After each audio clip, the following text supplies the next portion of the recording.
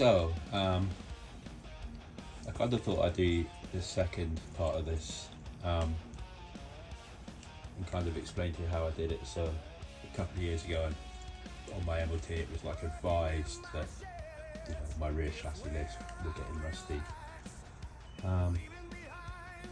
And this year it failed in it. So I thought, well, how am I going to go about doing this? So the first thing that I did was kind of got underneath and looked at where the corrosion was, which on both chassis legs was directly above the bump stop really. So either side of that I kind of marked it and then got a feel here on the wheel arch for where that centre line was, and then went either side. And essentially using this slice tool, put a slice down through here, and put a slice down through there, that sliced down deep enough so that I could see it from underneath. And then I got underneath and squared it, and then cut down the chassis legs, as you can see in the video, and cut that entire section out. I then had a load of box section here, 30 by 30 by 3mm, which I welded together to make up a section that I could put in there as you saw on the video.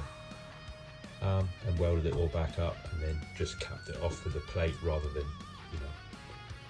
kind of one of the very first things I noticed was like these return bits had kind of corroded and boiled up with rust along here, so I kind of knew it was getting there.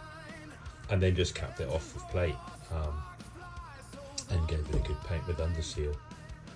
If I did it again, and I probably will come across as a transit van that I'll do it again to, I would use 100 by 50mm box, 5mm thick, and do exactly the same thing.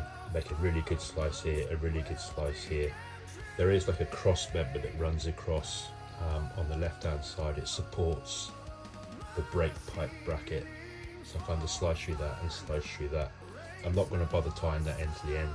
It's welded all the way across the floor. It isn't a structural point. Either side of that there are structural cross members that go across. So I don't think that's going to be a huge problem at all.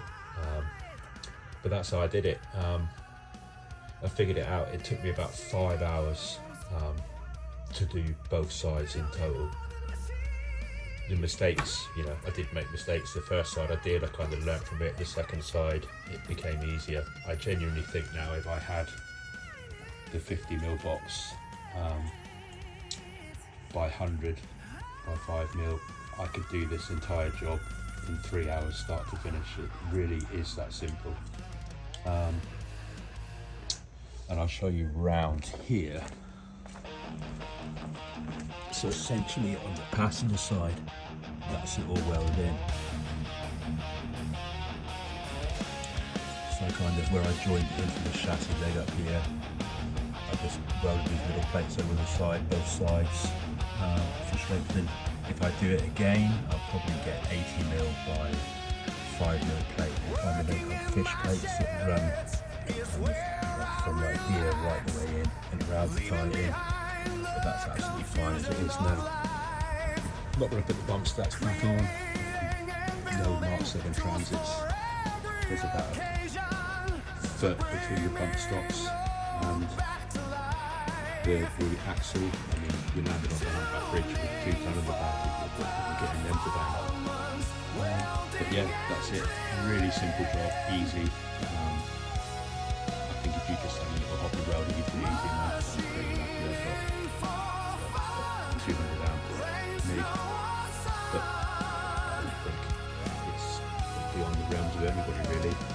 Like I say, I genuinely think now in 3 hours I could do both sides easy. But there we go. Thought I'd update you. On to the next video.